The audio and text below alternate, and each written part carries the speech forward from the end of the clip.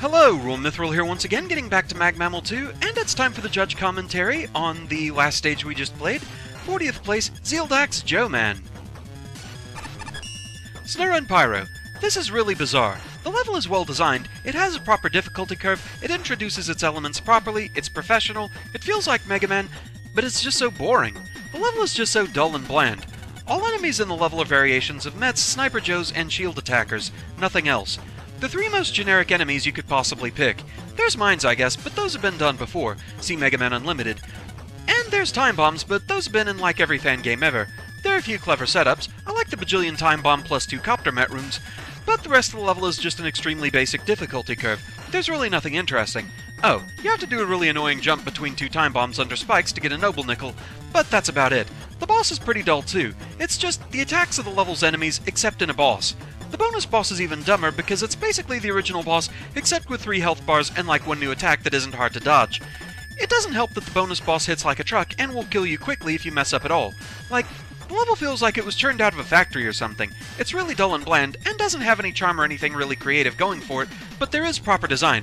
It feels like it was made by a machine. Jupy Hornet. This level felt like something straight out of Mega Man 10 with awesome graphics. The mini-boss is a fun kill room full of different types of Sniper Joes, however there are some unfair enemy placements, mostly with the shield attackers. There are a few right after screen transitions that are very hard to avoid. Spikes low ceiling above you so you can't jump over, pit in front of you so you can't slide under, coming towards you so you can't kill them without flash stopper, unless you know they're there beforehand. Joe-Man himself was an alright battle, but his attacks do a lot of damage. Joe-Man R was just Joe-Man with multiple health bars and a few more attacks, which was disappointing. I would have liked to see a boss with Sniper Joe's forms, mech, copter, etc. Angel. Honestly, what keeps me from really liking this level is the fact that it's not designed around being beatable with Slash Claw only. That would have been such a cool detail, come on. In all fairness though, this level does a pretty good job at following the formula it's designed by. It properly introduces all of its assets in a safe manner and ramps up its difficulty until you get to the boss. And even beyond that, my one problem is, the boss is a good analogy for the level. The first encounter being the first half, and the second being the second half, it's the same thing, but with an element or 2 extra and a much higher risk of failure. I really liked the first half of this level, but after that I got slightly bored as the mines didn't add much to the level's structure, and the upwards climb was the part that stood out most about the second half, though I wasn't a big fan of that part. The level ended up feeling repetitive, felt like areas I've already been through, and the same applies for the boss rematch.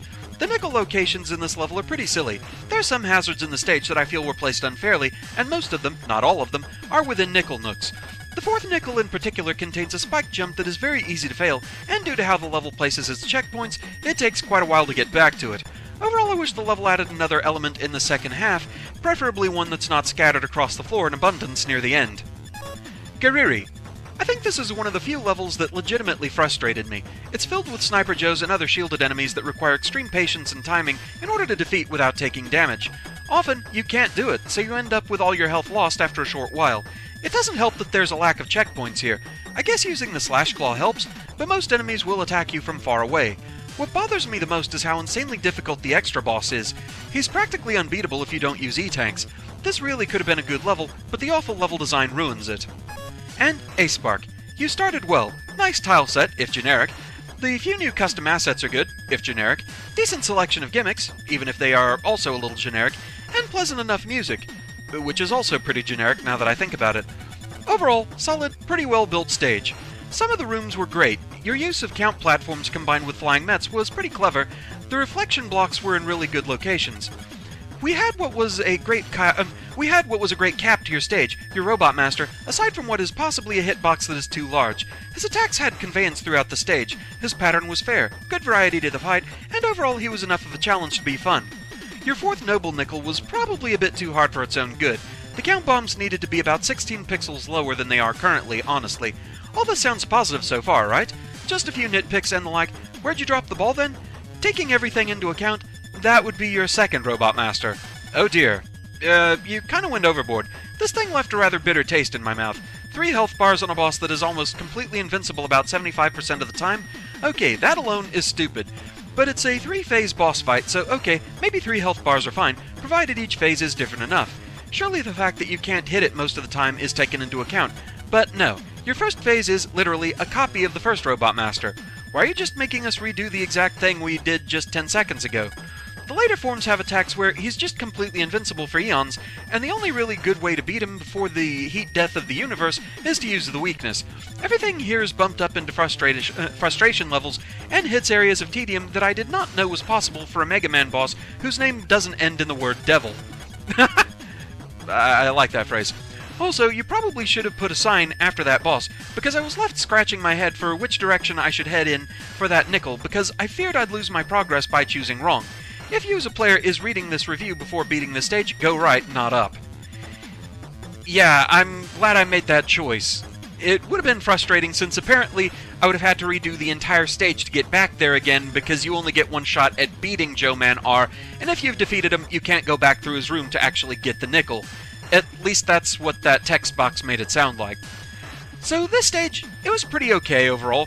I don't really have a problem with the enemy selection. It was thematic for what they were going for here. Basically a stage that the main point of it is Sniper Joe's. If anything, using non-Joe enemies felt kind of surprising to me, but then I'm kind of glad it wasn't just Sniper Joe's, because those can get really tedious. And that does come into play against the boss, the large points of invincibility. Yeah, using Slash Claw, I'm perfectly okay with having gone with that decision for Joe Man R. Just too much invincibility there, and yes, I agree, that fourth Noble Nickel, that was a thing, especially with how far back you go if you fail. That was kind of painful. But overall, the stage was pretty okay, had some nice gimmicks. Shield attackers were rather annoying in how they were positioned, that one place that I have no idea how you're supposed to dodge that one to get the nickel. The second half did feel a lot ruder than the first half, just saying. But that's where we're going to call it for now. Thank you very much for watching. I hope you're enjoying the series so far, and I shall see you again next time. Until then, fare thee well.